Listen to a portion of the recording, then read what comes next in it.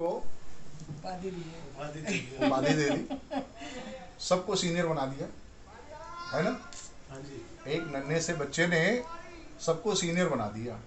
जो अभी तक मम्मी पापा थे अब दादा दादी हो गए, है ना।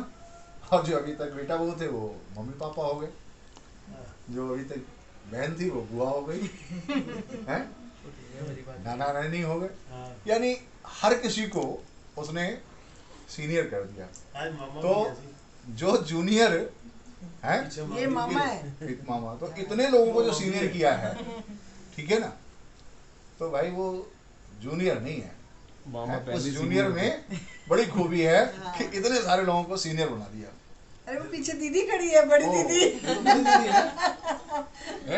बुआ है, वो तो बहुत प्यार तो करती है। अब यहाँ एक चीज कि हम जो पूजा कर रहे हैं, पूजा इसलिए कर रहे हैं कि नामकरण विद्यारंभे विवाहे च प्रवेशे निर्गमे तथा संग्रामे संकटे शैव विघ्न तस्य जायते हैं। हम जिस कार्य के लिए पूजा कर रहे हैं वो कार्य हमारा सफल हो, वो कार्य हमारा सिद्ध हो।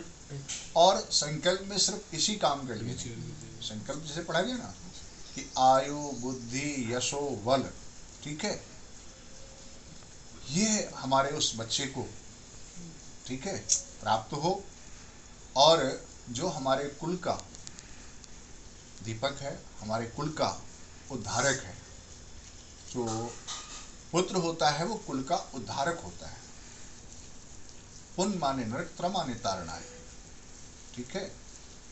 पुत्र से हमारे जो पितृ हैं, आज इस शुभ घड़ी का इंतजार खाली दादा दादी या मम्मी पापा या बुआ मामा मामी नहीं, हमारे अब से इससे पहले जितने भी हमारे कुल के बड़े हैं वो सभी इस शुभ घड़ी का इंतजार करते हैं कि हमारे घर में संतान उत्पत्ति हो, ठीक है।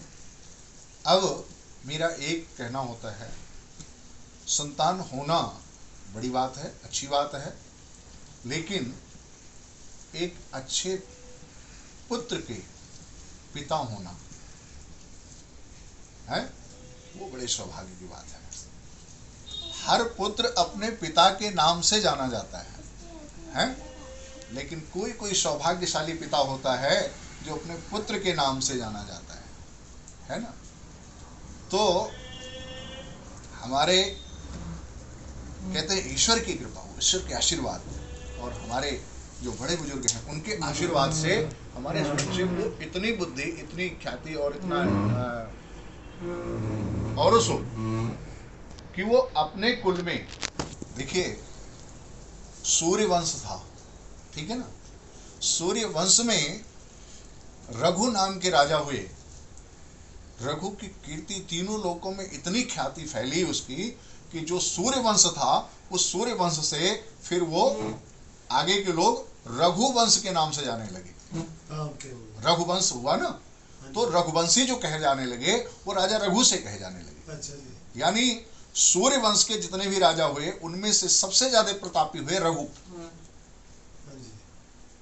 और रामचंद्र जी से पहले, बहुत पहले रघु जी थे। वो रघु जी इतने प्रतापी राजा हुए कि उनके नाम से रघुवंश जाने लगे।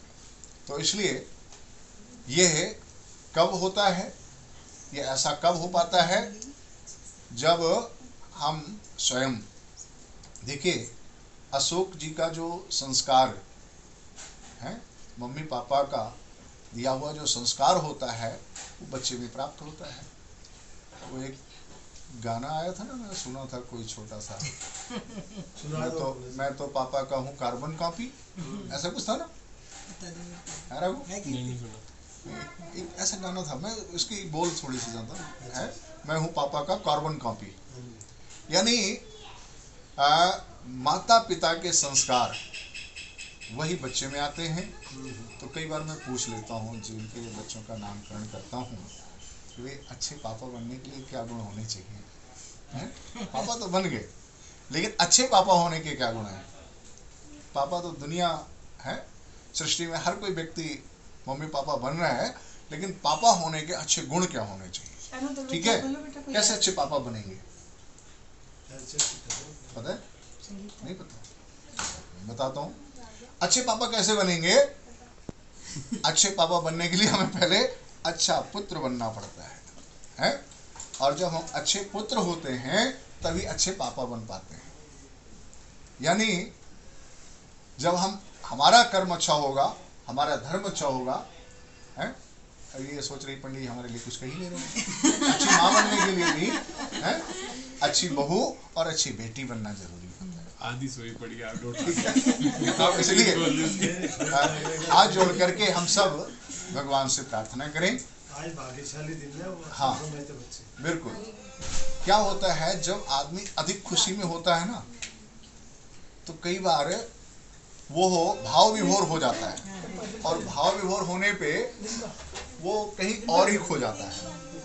ठीक है? तो खुशी में अपने आप को ऐसा वो कर लेता है कि उसको मीठे नींबू पानी दे दो। तो ठीक है। तो अच्छे पापा और अच्छी मम्मी बनने के लिए अच्छे पुत्र हैं और अच्छी व्हाइट वाली डालना। ईश्वर की कृपा के बिना कुछ भी संभव नहीं है।